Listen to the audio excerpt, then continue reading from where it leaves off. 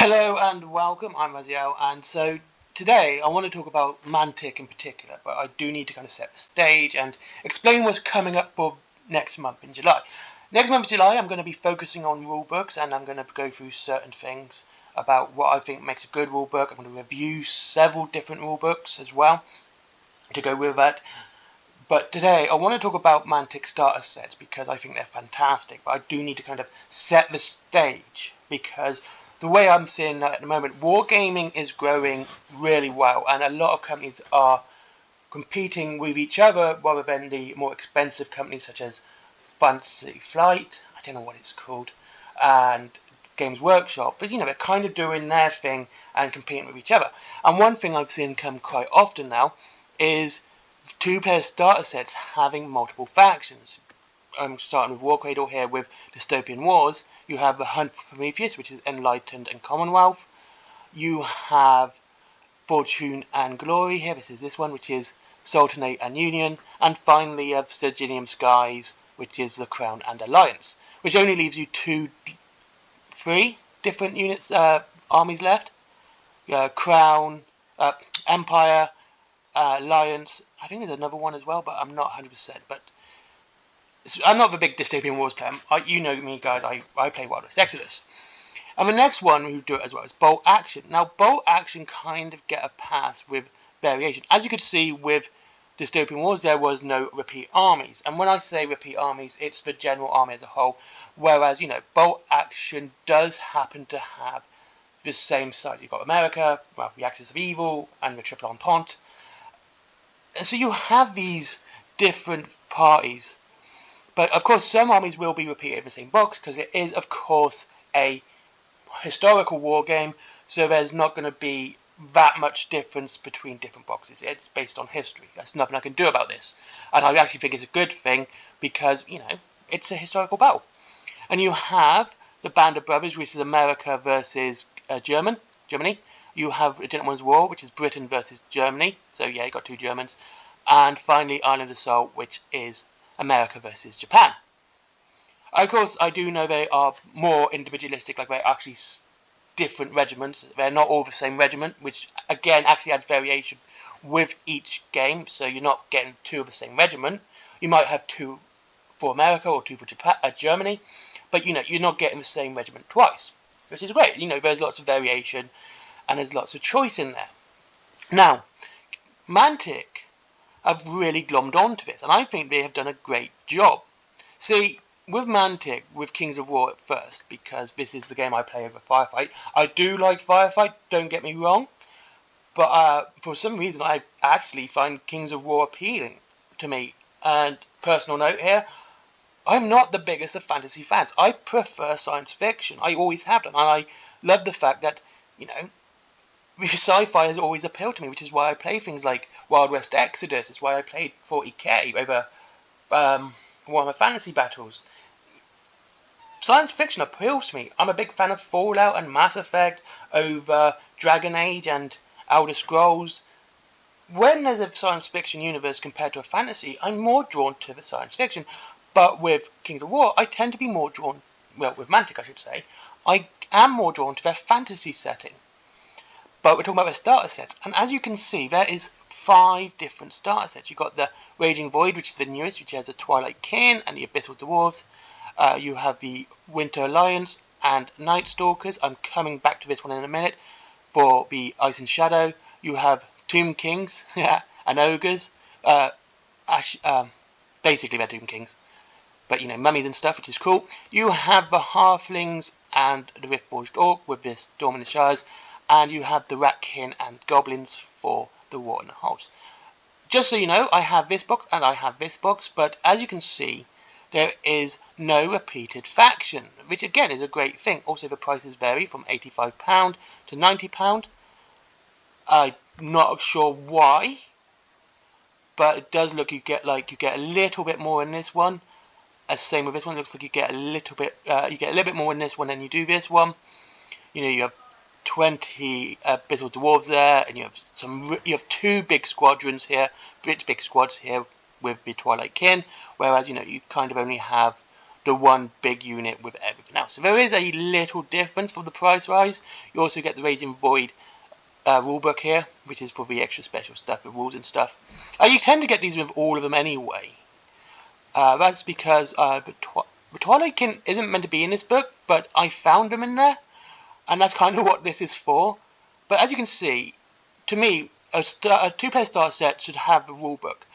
The only issue I have with Mantic is they don't include dice, which I think is absolutely obscure. Okay, only with Kings of War they don't include dice. And again, I think this is kind of obscure. Mantic, give us dice in our games, please. We don't want to buy more dice. Lots like we don't have any. We have lots of dice, but it's nice to have dice in a starter set.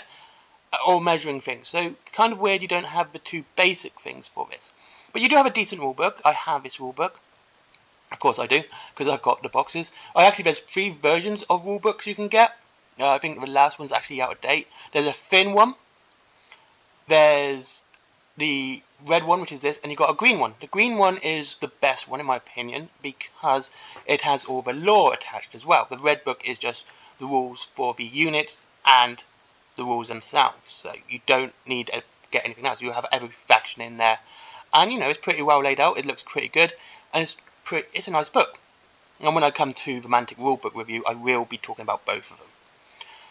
So now we get to Firefight. Now, like I said, I'm going to come back to the Ice and Shadow box in a minute. Again, you have the Assault on Exam 2-player starter set for £95. For some reason, sci-fi always tends to be more expensive than fantasy games, and I have no idea why. I have seen this with Games Workshop as well. But there you go. But you do get 2 big vehicles. You get the Tunneler there, and you get the Forge Father's tank. You also get these 2 wheels here, which are fantastic looking. These are Vermin, and these are Forge Fathers. It's a nice box, and I can't complain. You get the brand new rulebook in it as well. This is the older rulebook, by the way. This is the new one. This has, as far as I know, this has all the rules and units in it. This one doesn't have the units in it, unfortunately. But given as it's free, and they did bring the actual other second book with it, so the Commander Protocols came with it as well, so that was fine. And yes, these actually have dice, which is great. But like I said, this one's good. You've got 2 big vehicles. This one I'm not a big fan. I actually got this box. I was given it to review years ago. It was a good box. You got, some big monsters there, but you have a lot of orcs. This is the same issue with the War in the Shires box. You get lots of orcs, and they tend to be all the same. You also have enforcers here as well. Well, they're called marauders here, not orcs. And down at the bottom is, of course, the newest box down here, which is the one I did a video on yesterday, the Edge of Sanity Firefight with the Astarians and the Night Stalkers. So as you can see, no two faction has been repeated. So you've got 6 different factions, and choice is always great. Having these options that you don't, you're not stuck with a single faction for your game. You can play, you can actually talk. If you go in halves, you can talk. You go like, I like Astarians, and they go, well, dude, I like, let's say Forge Fathers. You go, okay, I'm happy to take the hit on the Astarians and have a Vermin. Or they can say, okay, they'll take the hit on the Forge Fathers and take the Night Stalkers, because they all look great. They are nice looking models, don't get me wrong. But the fact there's lots of choice, or if you're buying it for yourself, you have 2 choices of 2 different armies, and you can go like I like Astarians. I think they're great. I think they're a fantastic force. I think they look good. And I'm not too shy about the Night Stalkers. I think they look good too. Now, this is when I'm going to bring back Ice and Shadow. See, the Night Stalkers, because the way Kings of War's rules are set, that they have a footprint rather than single bases. You can do single bases too, by the way, but they also do a footprint, like this, that if you put all these on circle bases, and get a movement tray with the correct, area. For some reason, my brain just forgot that word there. And you have that done for these, and the same for these Night Stalkers. Again, you get a movement tray with the correct diameter. Diameter? That's circles. Well, actually, it's edges. This correct area size. Again, you can actually have a very good Night Stalker army for relatively cheap, because you get two starter boxes, and it's £175, which is a fantastic bargain for you guys. And you do have a lot more choice in the Firefight 1, you have a lot more choice, you have a lot more variation in units. Again, this is what something Mantic does very well when it comes to their boxes. They tend to have lots of choice of models and units. Something I've always been a big fan of, and I say this all the time, that variety or diversity of model is a great thing for a war game. And the fact this has 1, 2, 3, 4, up to 5 different units for the Night Stalkers is great, and so you can add those to your Kings of War, and that's one, Kings of War. So you have a great army to begin with. You have lots more Reapers, and more Butchers, and more Scarecrows, stroke Spectres. You can kit bash those, and you get some secondary armies should you want to collect them too. And that's something else I like about Kings of War, and that the fact is they don't shy away from allowing you to use Kings of War models into Firefight and certain Firefight models into Kings of War. How even some units in the Ratkin and Vermin actually can be changed over to Firefight or Kings of War. Again, this expands your choice of games without having to spend too much or extra on it, and it means you can do a lot more. You see, and they're all the same scale. So when I'm talking about like dystopian wars there, I cannot add those into my Wild West decks. They are completely different scales. But bolt action, seeing as you can have 2 with America, 2 different regiments of America who may not have teamed up in the war, but I'm not 100% sure. I'm not a big World War II buff. I like the Wild West. That's kind of my historical thing. And so I'm not 100%. But, you can have 2 of these boxes and you can have a decent American army. With a Band of Brothers one, which is absolutely fantastic. I actually was tempted to get this, but I do need to get some more lawmen and union stuff. And you just see how much you get in this box. This box here, this one. The fact is, you get so many soldiers, and you get a tank, well, a half track, I should say. But you get a vehicle. It's a German vehicle, by the way. Those were German soldiers. But you get so much, and again with Mantic, you see there's so much variety and difference in the boxes, and whereas I'm getting this one for the Astarians because Astarians are freaking cool, I would be more drawn to this one because of the 2 big vehicles. And again, if you look at Kings of War as well, most of them do include these big monsters. This one has 6, this one has 5. They include big monsters as well. So you have these nice big monsters. This one doesn't really include any, unfortunately, but you're dealing with halflings and orcs. But you do again with the goblins and the ratkin.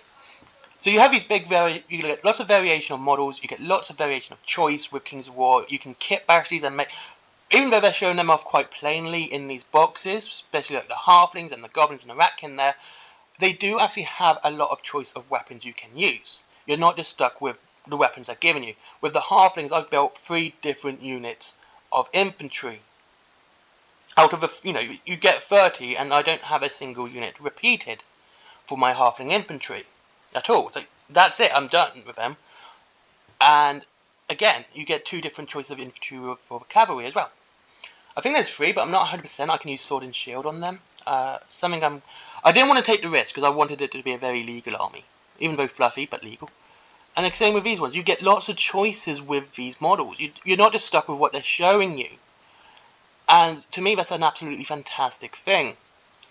Again, with bolt action, I can excuse it because obviously, it is a war game. It's a historical war game, as far as I can guess.